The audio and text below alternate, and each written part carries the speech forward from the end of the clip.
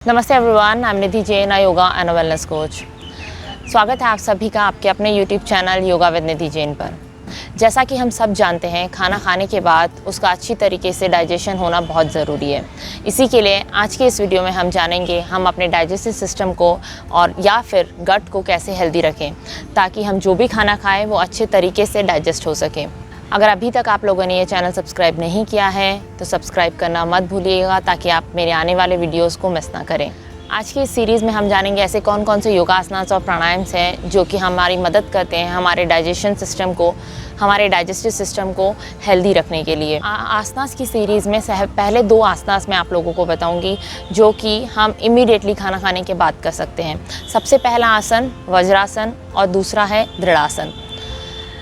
तो चलिए देखते हैं कैसे करते हैं।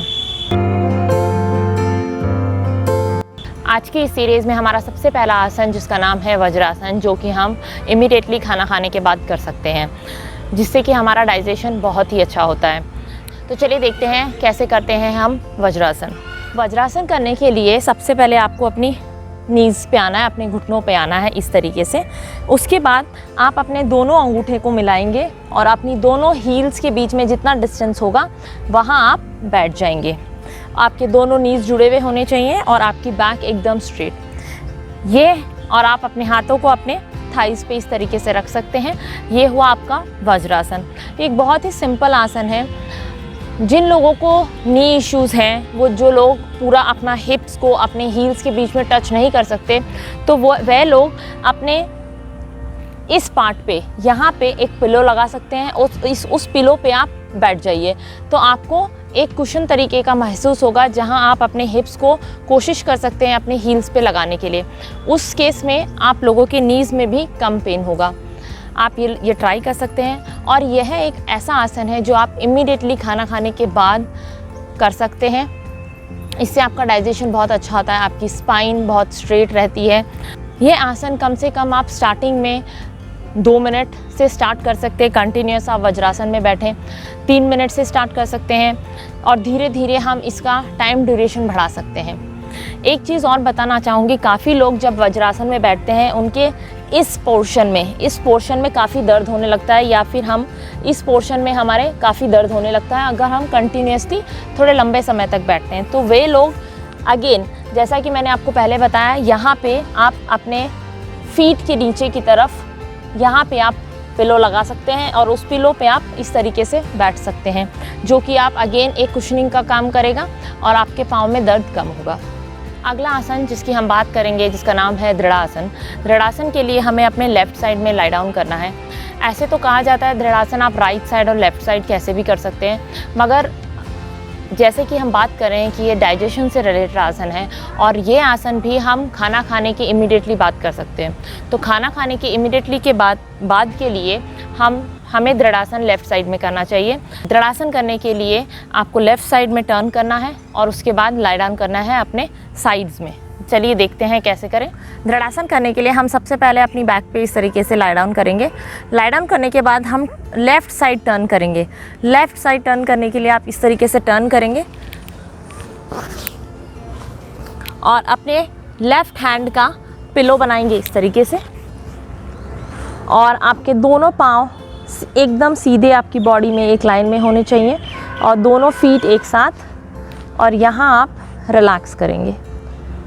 आपको कुछ नहीं करना है, सिर्फ अपनी बॉडी पे ध्यान देना है, अपनी सांसों पर ध्यान देना है। आप चाहें तो अपनी आंखें बंद भी रख सकते हैं और इस तरीके से। अब जो लोग अपनी बॉडी को ऐसे सीधा अलाइनमेंट में या स्ट्रेट लाइन में नहीं रख सकते, वो अपने पाँव को थोड़ा सा फोल्ड कीजिए इस तरीके से, और आप इस तरीके से भी दृढ़ासन में लाई डाउन कर सकते हैं। यह भी उतना ही बेनिफिशियल है, बट जो लोग वैसे नहीं कर सकते हैं वो ऐसे कर लें और फिर अपनी सांसों पर ध्यान दीजिए। और यहाँ आप रुक सकते हैं अपनी कैपेसिटी के अनुसार 2 मिनट, 1 मिनट, जैसा आप लोग कंफर्टेबल समझे। उसके बाद आप अपने सीधे हाथ का सहारा लेंगे और धीरे से पोस्चर रिलीज़ करके ऊपर की तरफ आ जाएंगे। अब हम जो अगले 3 आसन देखेंगे वो आपको खाने के बाद एटलीस्ट 2 से ढाई घंटे के गैप के बाद ही करना है, या फिर आप खाने के पहले भी कर सकते हैं। तो चलिए देखते हैं हमारा अगला आसन, जिसका नाम है मंडूकासन। मंडूकासन अगेन आपके डाइजेशन के लिए बहुत ही अच्छा है। ये एक आसन ऐसा भी है जो मैंने मेरे डायबिटीज़ के वीडियो में भी बताया है, जो कि डायबिटीज़ को ठीक करने में और मैनेज करने में हमारी बहुत मदद करता है। और ये डाइजेशन में भी हेल्प करता है, बिकॉज़ जब भी हम इस आसन को करते हैं, ये हमारे इंटरनल ऑर्गन्स, हमारे स्टमक, हमारे पैनक्रियाज, इन पे अच्छा सर्कुलेशन देता है, इनको अच्छे से मसाज कराता है, ताकि हमारे हार्मोन्स का अच्छे से सिक्रीशन हो पाए। तो चलिए देखते हैं हम ये आसन कैसे करें। मंडूकासन करने के लिए आपको वज्रासन, जो कि मैंने आपको पहले बताया था इसी वीडियो में कि वज्रासन में कैसे बैठते हैं, वज्रासन में बैठना है। इस तरीके से हम वज्रासन में बैठ गए। उसके बाद आपको अपने दोनों हाथों से आपको अंगूठे अंदर रख के एक फिस्ट बनानी है। इस तरीके से मुट्ठी बनाएंगे हम, और दोनों मुट्ठी को अपनी नाभि के अगल बगल रखेंगे। नाभि के अगल बगल इस तरीके से रखा हमने। और अब हम अपनी जगह पर इनहेल करेंगे, मतलब सांस लेंगे अच्छे से, और एक्सहेल करके सांस छोड़ते हुए पेट को अंदर खींचेंगे, और धीरे से हम सामने की तरफ जाएंगे, नीचे जाएंगे आराम से, और ऊपर की तरफ देखेंगे इस तरीके से। और हम यहाँ रहेंगे आराम से, अपनी प्रैक्टिस के अनुसार, अपनी कैपेसिटी के अनुसार, जितना हो सकता है उतना स्टे देयर, आराम से नॉर्मल ब्रीदिंग के साथ। यहाँ रुकने से आपको लगेगा आपकी मुट्ठी से आपका पेट बहुत अच्छे तरीके से दब रहा है।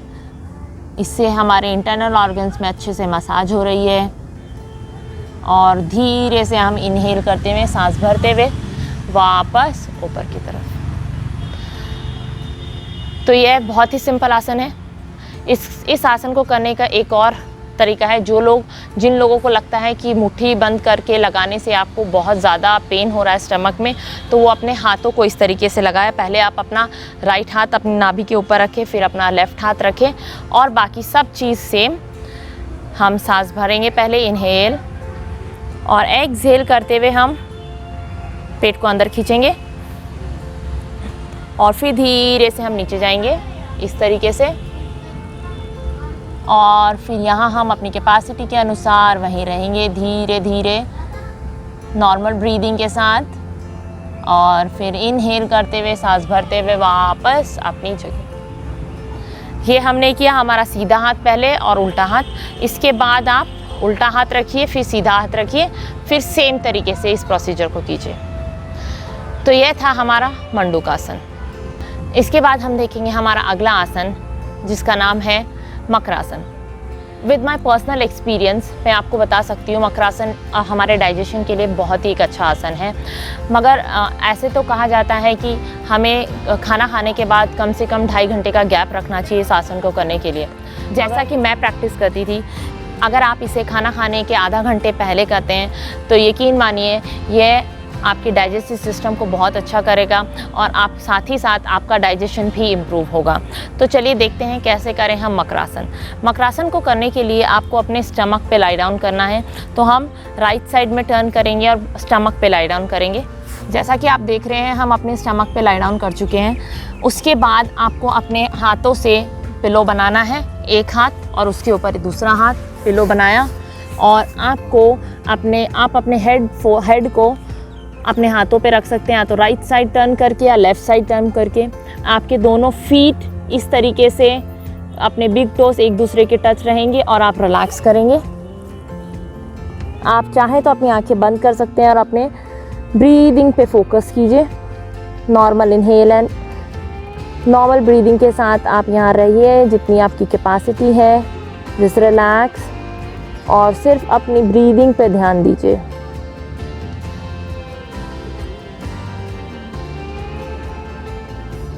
उसके बाद धीरे से आप अपना पोस्चर रिलीज़ कर सकते हैं। इस सीरीज़ में हमारा अगला आसन, जिसका नाम है नौकासन, वो हम देखेंगे कैसे करेंगे।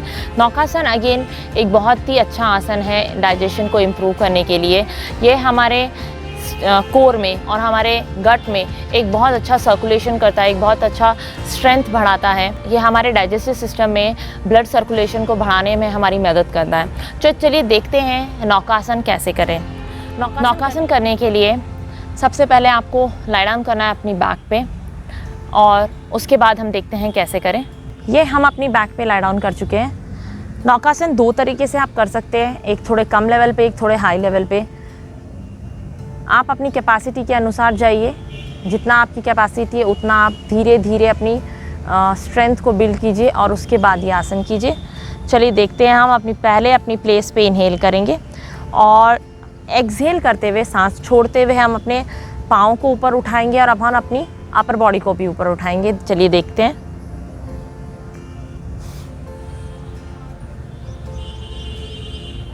इस तरीके से आप नौकासन कर सकते हैं। आपको अपने पेट को टाइट रखना है, टोज़ को पॉइंटिंग आउट रखना है और यहाँ आप अपनी कैपेसिटी के अनुसार नॉर्मल ब्रीदिंग के साथ यहीं रहिए और फिर धीरे से इनहेल करते हुए पोस्चर को रिलीज़ कर दीजिए। जो लोग इतना ऊपर नहीं आ सकते, अपने पाँव को इतना नहीं उठा सकते हैं, वे लोग दूसरा तरीका जो मैं बता रही हूँ वह अपनी नीज़ को बेंड करके भी इस आसन में जा सकते हैं। तो चलिए देखते हैं। Inhale at your place, exhale करते हुए नी बेंड कीजिए और उठाइए। इस तरीके से भी आप नौकासन कर सकते हैं। यहाँ हम नॉर्मल ब्रीदिंग के साथ रहेंगे, उतना ही आपको अपने कोर, अपने स्टमक को एंगेज रखना है और यहाँ बने रहिए और धीरे से फिर इनहेल करते हुए पोस्चर रिलीज़ कीजिए। तो ये थे हमारे सारे आसनास। अब आज की सीरीज़ में मैं आप लोगों को एक ही प्राणायाम और बताऊंगी जो कि आपके डाइजेस्टिव सिस्टम और आपकी गट हेल्थ को मजबूत बनाने में और बहुत ही अच्छा करने में आप लोगों की बहुत मदद करते हैं। ये एक प्राणायाम बहुत ही यूज़फुल प्राणायाम है जिसे हम एब्डोमिनल ब्रीदिंग कहते हैं। एब्डोमिनल ब्रीदिंग को कैसे करना है मैं बताती हूँ। और इस प्राणायाम को आप अगेन 2.5 घंटे, कम से कम खाने के बाद 2 से 2.5 घंटे का गैप रख के कीजिए। और आप ये एक प्राणायाम है जो आप सोने से पहले भी कर सकते हैं, मगर खाने के बाद गैप रखना ज़रूरी है। तो चलिए देखते हैं कैसे करें। हमें राइट साइड टर्न करके लाई डाउन करना है हमारी बैक पे। इस तरीके से हम लाई डाउन करेंगे हमारी बैक पे। आप उसके बाद अपनी दोनों नीज़ को बेंड करेंगे, ऐसे नीज़ को टुगेदर रखेंगे और फीट को अपने अपार्ट रखेंगे। राइट हैंड आपका स्टमक पे रहेगा और उसके बाद हमें सिर्फ अपनी सांसों पर ध्यान देना है। हम नॉर्मल इनहेलेशन करेंगे, एक्सहेलेशन करेंगे 3 काउंट्स तक। आपको सिर्फ अपने हाथ पे और अपनी ब्रेथ पे ध्यान देना है और आपका लेफ्ट हैंड जो रहेगा फ्लोर पे, palm facing up towards the ceiling. Abdominal breathing करते हैं आप लोगों को एक चीज़ का ध्यान रखना है। जब भी हम इनहेल करेंगे, जब हम सांसें लेंगे, तब आपका स्टमक जो है वो एक्सपैंड होगा या ऊपर की तरफ फूलेगा और एक्सहेल करते हुए हमारे स्टमक अंदर जाएगा और कॉन्ट्रैक्ट होगा। चलिए देखते हैं कैसे करें। Inhale 1 2 3, exhale 1 2 3, inhale 1 2 3, exhale 1 2 3, inhale 1 2 3, exhale 1 2 3 and relax। तो ये थे हमारे आसनास और प्राणायाम्स। अगर आप ये सारे आसनास और प्राणायाम रेगुलर तरीके से, डिसिप्लिन से रोज़ करेंगे तो डेफिनेटली आप लोगों को बेनिफिट मिलेगा। ये सारे आसनास, जैसे कि मैंने आप लोग को पहले बताया है, कि हमारे डाइजेस्टिव सिस्टम और हमारी गट हेल्थ को स्ट्रॉन्ग बनाने में हमारी बहुत मदद करते हैं। आशा करती हूँ यह वीडियो आप लोगों को पसंद आया होगा। कृपया लाइक और कमेंट करके बताइए आप लोगों को वीडियो कैसा लगा। अपने अगले वीडियो के साथ आप लोगों से फिर से मिलूँगी। तब तक के लिए नमस्ते।